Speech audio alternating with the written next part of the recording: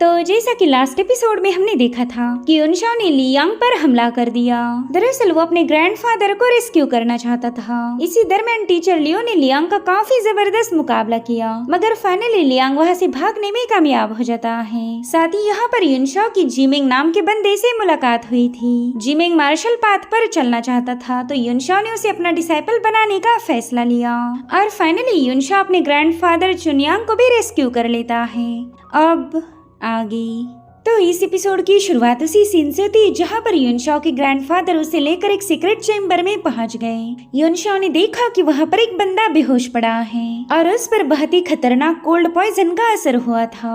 दरअसल इस एल्डर का नाम था दाशांग और ये युनशाओ के ग्रैंडफादर का काफी पुराना दोस्त था। युनशाओ के ग्रैंडफादर चुनयांग से बता रहे थे कि ये बंदा काफी बहादुर है, इसने हमेशा मेरा साथ दिया, मगर जब से इस पर कोल्ड पॉइजन का अटैक हुआ था तभी से इसकी तबीयत खराब हो गई। मैंने न जाने कितनी सारे अल्केमिस्ट और रिफाइनर को इनवाइट किया था इस उम्मीद से कि वो लोग दाशांग को हील कर सके, लेकिन किसी के पास भी दाशांग को हील करने का कोई तरीका नहीं था। इसलिए मैं फायर स्पिरिट स्टोन की पावर का यूज करके जैसे तैसे दाशांग को जिंदा रख रहा था।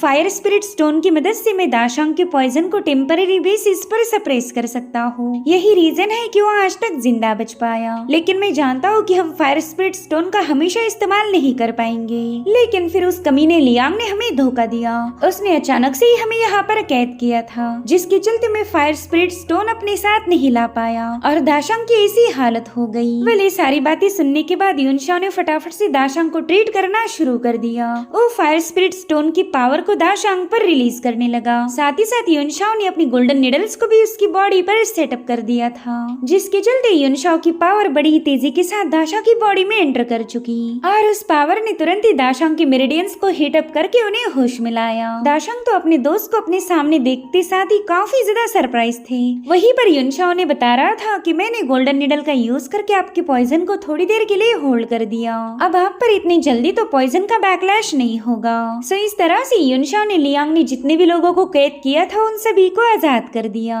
और अब युनशाओ अपने ग्रैंडफादर से पूछने लगा कि मुझे बताइए एग्जैक्टली यहाँ पर क्या हो रहा। एल्डर दाशांग और प्रिंस शाओचिंग पर सेम पॉइजन का इस्तेमाल किया गया। साथ ही थोड़ी देर पहला हमने लियांग का भी मुकाबला किया था और मुझे उस बंदे के पास भी ऐसी आइस पावर नजर आई। लियांग की डार्क कोल्ड एनर्जी इसी पॉइजन से रिलेटेड है। तो ग्रैंड मास्टर चुनयांग उसे सारी कहानी बताने लगे। वो कहते हैं कि 5 साल पहले 100 बैटल किंगडम ने हमारे टियानशी किंगडम पर अटैक किया था। उस वक्त हम दोनों नेशंस में काफी ब्रूटल बैटल शुरू हो गई। उस जंग में हमारे टियानशी किंगडम ने काफी अच्छा परफॉर्म किया था। हमने दुश्मनों की वाट लगा दी। हमें पूरा यकीन था कि हम इस जंग में जीतने वाले हैं, लेकिन उसी वक्त कुछ अलग हो गया। एक छठी रैंकिंग वाला मास्टर अचानक से ही वहाँ पर अपीयर हो गया था। उस बंदे के पास डार्क कोल्ड टेक्निक थी, वही सेम टेक्निक जो कि लियांग भी पजेस करता है। और फिर उस बंदे ने बैटल ग्राउंड पर हमारे टियानशी किंगडम का खात्मा करना शुरू कर दिया। उसने हमारे न जाने कितने ही सारे स्ट्रॉन्गेस्ट वॉरियर को स्लॉटर कर दिया और उसी दिन प्रिंस शाओचिंग और दाशांग उसी बंदे के हाथों घायल हो गए। लेकिन ये तो अच्छा हुआ कि उस वक्त फायर क्रो एम्पायर ने उस बैटल में दखल दी। उन्होंने अपने एक पावरफुल बंदे को बैटल ग्राउंड पर भेज दिया था, जिसने बड़े ही आराम के साथ उस छठी रैंकिंग वाले मास्टर को हरा दिया। अगर वो एम्पायर सही वक्त पर हमारी मदद नहीं करता तो हमारा टियानशी किंगडम हार जाता। जिस पर युनशाओ कह रहा था कि सबसे पहली बात तो ये है कि 2 किंगडम्स के दरमियान की बैटल में कोई कल्टिवेटर इंटरफेयर नहीं कर सकता। मगर फिर भी छठी रैंकिंग वाला कल्टिवेटर बैटल ग्राउंड पर पहुंच गया, जबकि उसे पता था कि फायर क्रो एम्पायर उसे रोकने जरूर आएगा। पता नहीं उसने इतनी बड़ी रिस्क क्यों उठाई। जिस पर चुनयांग कह रहे थे कि ये सवाल तो मेरे भी दिमाग में आया, लेकिन आज तक मैं उसका जवाब ढूंढ नहीं सका। हाँ, मगर उस बंदे ने हम पर अटैक करने से पहले हमारे सामने एक डिमांड रखी थी। उसने कहा था कि हम उसके सामने सरेंडर कर दे। वो हमारे टियानशी किंगडम को 100 बैटल किंगडम के लियोफिंग माउंटेन के साथ जोड़ना चाहता था। अब लियोफिंग माउंटेन का जिक्र सुनते साथ ही युनशाओ के दिमाग में सबसे पहला तो फिनिक्स ट्रू फायर आ गई। वो सोचता है कि जरूर से उस कल्टिवेटर को फिनिक्स ट्रू फायर का सीक्रेट पता चल गया था। भले उस बैटल में उसे हार माननी पड़ी, लेकिन अभी भी वो पीछे नहीं हटा। उसने अपनी आइस पावर लियांग के हवाले कर दी और शायद इसी वजह से लियांग हमारी ली फैमिली को डिस्ट्रॉय करना चाहता था। कहीं ना कहीं ये मैटर मेरी रीबर्थ और आगे की प्लानिंग से कनेक्टेड है। मुझे अब जल्द से जल्द लियोफेंग माउंटेन की तरफ रवाना होना पड़ेगा, तभी जाकर मुझे ट्रू फिनिक्स फायर के ट्रेसेस मिल सकते। और उतने में उसके ग्रैंडफादर युनशाओ से कहने लगे कि मेरा दोस्त दाशांग कोल्ड पॉइजन की वजह से काफी ज्यादा परेशान है। भले ही तुमने उसके पॉइजन को टेम्पररी बेसिस पर सील किया, लेकिन मैं जानना चाहता था कि क्या तुम दाशांग को हील कर सकते हो। जिस पर युनशाओ जवाब देते हुए कहने लगा कि हाँ, उस पॉइजन को क्योर किया जा सकता। अभी सुनते साथ ही चुनियांग ने फटाफट से युनशाओ को ग्रैब कर लिया। ओके ते बच्चे, मेरे साथ मजाक मत करो। क्या तुम पूरी तरह से श्योर हो कि उस पॉइजन को हटाया जा सकता? जिस पर युनशाओ इरिटेट होते हुए कहने लगा कि ग्रैंडपा, अगर मैंने हाँ बोला है तो काम जरूर से हो जाएगा। उसके लिए आपको मुझे इतना कस के पकड़ने की कोई जरूरत नहीं। मैं एल्डर दाशांग को हील कर सकता हूँ, भला मैं इसमें झूठ क्यों बोलूंगा। मगर हाँ, उन्हें हील करने के लिए मुझे एक एलिक्सर पिल को रिफाइन करना पड़ेगा और उसके लिए मुझे कुछ स्पिरिचुअल हर्ब्स को जमा करना होगा। अब आप भी अच्छे से जानते हो कि स्पिरिचुअल हर्ब्स को कलेक्ट करना इतना आसान नहीं होता, इसलिए मुझे बस थोड़ा सा वक्त दीजिए। हर्ब्स मिलते साथ ही मैं फटाफट से आपके दोस्त को हील कर दूंगा। जिस पर चुनियांग कहते, बच्चे तुम्हें स्पिरिचुअल हर्ब्स के लिए इतना परेशान होने की कोई जरूरत नहीं, क्यों ना तुम मेरे साथ चलो। और अब चुनिया युनशाओ के साथ एक ट्रेजर वॉल्ट के सामने पहुंच जाते हैं। वो उसे बता रहे थे कि ये हमारे लिए फैमिली के एंसेस्ट्रल होम का हिडन वॉल्ट है, इसके बारे में ज्यादा लोगों को नहीं पता। अब युनशाओ तो ये देखकर ही काफी ज्यादा सरप्राइज हो गया, क्योंकि इतने दिनों तक उसे स्पिरिचुअल हर्ब्स के लिए काफी ज्यादा स्ट्रगल करनी पड़ी। मगर अब तो उसके पास उसका खुद का ट्रेजर वॉल्ट होगा। वहीं पर युनशाओ ने उस दरवाजे पर हाथ रख दिया और उसके ऐसा करते साथ ही वहाँ पर मौजूद वर्मिलियन बर्ड डिवाइन फायर एरी एक्टिवेट हो गई। युनशाओ तो इस एंशिएंट एरी को देखते साथ ही थोड़ा सा सरप्राइज हो गया। वहीं पर चुनियांग उसे बता रहे थे कि लगभग 1000 सालों पहले हमारे एंसेस्टर को ये ट्रेजर वॉल्ट मिली थी। इस दरवाजे पर जो रूइंस कार्व्ड है वो काफी ज्यादा एंशिएंट और मिस्टीरियस मानी गई। पता नहीं ये रूइंस कितने हजारों सालों से इस दरवाजे पर एग्जिस्ट करती है, हम तो आज तक कभी इसके बारे में पता भी नहीं लगा पाए। और अब चुनियांग ने एक सील का इस्तेमाल करते हुए फटाफट से उस दरवाजे को ओपन किया। वो युनशाओ को बता रहे थे कि मैं तुम्हारे साथ नहीं आऊंगा, तुम्हें जिन भी हर्ब्स की जरूरत है वो तुम्हें यहाँ पर मिल जाएंगे। सो अब एल्डर चुनियांग के वहाँ से जाते साथ ही युनशाओ ने उस पूरी वॉल्ट को एक्सप्लोर करना शुरू कर दिया। युनशाओ तो उस वॉल्ट को देखते साथ ही काफी ज्यादा सरप्राइज था, क्योंकि यहाँ पर ढेर सारे ट्रेजर रखे गए हैं। अलग अलग तरह के क्रिस्टल वहाँ पर मौजूद थे। उस जगह को देखकर खुश होते हुए कहने लगा कि यहाँ पर जरूर से कोई ग्रेट ट्रेजर होगा। ऐसी एंशिएंट और मिस्टीरियस वॉल्ट में कोई ट्रेजर ना मिले ऐसा तो हो ही नहीं सकता। सब युनशाओ वन बाय वन करते हुए वहाँ मौजूद हर एक ट्रेजर और हर्ब को चेक करने लगा और तभी एक मॉन्यूमेंट ने युनशाओ का ध्यान अपनी तरफ खींच लिया। वेल यहाँ पर युनशाओ अपने डिवाइन सेंस का इस्तेमाल करते हुए उस मॉन्यूमेंट को चेक कर रहा था और उसे पता चला कि ये तो वर्ड स्पिरिट स्टेल है। वेल इस मॉन्यूमेंट की एनर्जी को काफी अच्छे तरीके से सील किया गया था, मगर फिर भी युनशाओ को उसके अंदर से डिवाइन लाइट महसूस हो गई। युनशाओ को ऐसा फील हो रहा था कि शायद ये लेजेंडरी 10 डायरेक्शन रेल्म आर्टिफैक्ट है।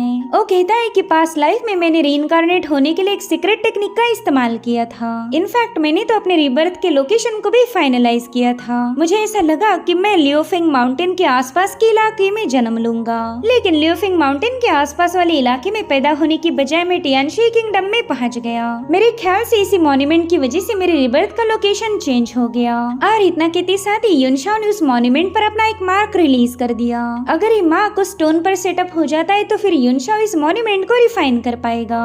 और युनशाओ ने देखा कि उसका मार्क बड़ी आसानी के साथ उस मॉन्यूमेंट पर सेटअप हो गया।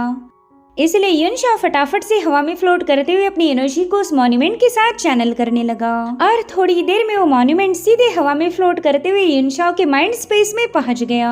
युनशाओ तो काफी ज्यादा सरप्राइज हो जाता है कि उसने इतनी आसानी के साथ इस मॉन्यूमेंट को रिफाइन कर लिया। वो कह रहा था कि अब इस मॉन्यूमेंट के अंदर जो स्पेस है उस पर मेरा कब्जा हो गया। ये एक बहुत ही सीक्रेट लोकेशन है, तो मैं यहीं पर प्रिंस शाओचिंग और दाशांग को हील करूंगा। साथ ही साथ युनशाओ ने वहाँ से कुछ हर्ब्स भी कलेक्ट कर लिए थे जो की कोल्ड पॉइजन को हटाने में उसके काम आएंगे। और अब सारे इंग्रेडिएंट जमा करने के बाद युनशाओ ने डिसाइड किया कि अब वो एलिक्सर पिल को रिफाइन करेगा, जिसके बाद हमें अल्केमी टावर का सीन दिखाया जाता है, जहाँ पर लू याओ युनशाओ को लेकर पहुंच चुकी थी। वो उसे बताने लगी कि मास्टर जिया सिक्लूजन में प्रैक्टिस कर रहे हैं। उन्होंने मुझे स्ट्रिक्टली ऑर्डर दी थी कि कोई भी उन्हें डिस्टर्ब नहीं करेगा, क्योंकि वो ब्रेक थ्रू करने की कोशिश करने वाले हैं। सो अगर ऐसे में हम उन्हें डिस्टर्ब करेंगे तो सारा गुस्सा मुझ पर ही उतरने वाला। जिस पर युनशाओ कह रहा था कि तुम ज्यादा फिक्र मत करो, मैं बस चाहता हूँ कि तुम मास्टर जिया को बाहर बुलाओ, और मुझे पूरा यकीन है कि वो तुम्हें बिल्कुल पनिश नहीं करेंगे। मगर लू याओ को तो मास्टर जियारोंग से पहले ही काफी ज्यादा डर लगता था। उतने में जीमिंग युनशाओ को बताने लगा कि यंग मास्टर अल्केमिस्ट का सिक्लूजन हम कल्टीवेटर के मुकाबले काफी ज्यादा अलग रहता। अगर ऐसे में मास्टर जिया को डिस्टर्ब किया तो हो सकता है उस बंदे का अपने माइंड पर का सारा कंट्रोल खो जाए। इनफैक्ट वो बंदा तो गुस्से में आकर हम लोगों पर अटैक भी कर सकता है। और जिमिंग की बातों से लू याओ भी पूरी तरह से राजी हो गई। वो युनशाओ से कह रही थी कि यंग मास्टर क्यों ना आप कुछ देर के लिए इंतजार करो। मास्टर जिया तो सिक्लूजन से बाहर आते साथ ही मुझ पर ही गुस्सा उतारेंगे। जिस पर युनशाओ कह रहा था कि मैं मास्टर जिया को काफी अच्छे से पहचानता हूँ। वो कोई मामूली अल्केमिस्ट नहीं जो कि इतनी आसानी से खुद पर का काबू खो दे। और अगर कोई गड़बड़ी हो भी गई तो मैं यहाँ पर हूँ ना, मैं उसे आराम से कंट्रोल कर लूंगा। तो लू याओ तुम बिंदास होकर मास्टर जिया को बाहर बुला लाओ। अब ये सुनते साथ ही बेचारी लू याओ काफी ज्यादा पैनिक होते हुए मास्टर जिया के डोर पर नॉक करने लगी। उसे बता रही थी कि मास्टर जिया प्लीज कमरे से बाहर आ जाए, यहाँ पर एक अर्जेंट काम है जिसे आपको ही अटेंड करना होगा। और उतने में ही लू याओ को मास्टर जियारोंग के चिल्लाने की आवाज आई। वो बंदा दरवाजा खुलते साथ ही उस पर काफी ज्यादा भड़क गया। उससे कहता है लू याओ मैंने तुझे अच्छे से बताया था कि जब तक मैं सिक्लूजन में हूँ तब तक तू यहाँ पर नहीं आएगी। क्या तुझे जरा भी आइडिया है कि मैं कितने इम्पोर्टेंट सिक्लूजन में था? मैं सिर्फ एक कदम दूर था सेकंड लेवल का अल्केमिस्ट बनने से, लेकिन कमीनी तेरी वजह से सब कुछ फेल हो गया। अब अगर मैं तुझे अपने हाथों से मार भी दूं तो भी मेरा गुस्सा शांत नहीं होने वाला। और अब मास्टर जिया और थोड़ी बकवास कर पाई इससे पहले उसे युनशाओ की आवाज आई। वो कहता है कि मैंने लू याओ को हुक्म दिया था कि तुम्हें सिक्लूजन से बाहर निकाले, तो बताओ क्या तुम्हें मुझसे भी कोई प्रॉब्लम है? अब ये सुनते साथ ही मास्टर जिया का गुस्सा वैनिश होकर उसके चेहरे पर काफी ऑकवर्ड सी स्माइल आ गई। वो कह रहा था यंग मास्टर युनशाओ अरे मैं आप पर कभी गुस्सा नहीं दिखा सकता। जिसके बाद वो एक बार फिर से लू याओ को डांटना शुरू कर देता है। वो कह रहा था कि अगर मास्टर युनशाओ यहाँ आए थे तो फिर तूने उनका पहले नाम क्यों नहीं लिया? कोई इम्पोर्टेंट काम है ये बताकर तूने मुझे बेवजह गुस्सा दिला दिया। तुम्हें पता ही नहीं कि यंग मास्टर युनशाओ का वक्त कितना ज्यादा कीमती है, हम उन्हें बिल्कुल इंतजार नहीं करवा सकते।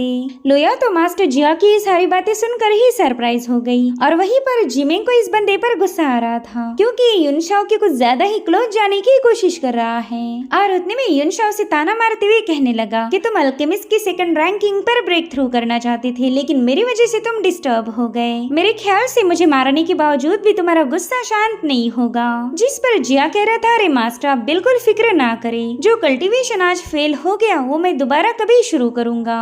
और वैसे भी मैं आपके जैसा जीनियस नहीं, इसलिए कल्टीवेशन के दौरान इंटरप्ट होना तो मैं डिजर्व करता हूँ। इनफैक्ट आपका इंटरप्शन तो काफी ज्यादा वंडरफुल था। गाइस मास्टर जिया मस्का मारने में एक नंबर है।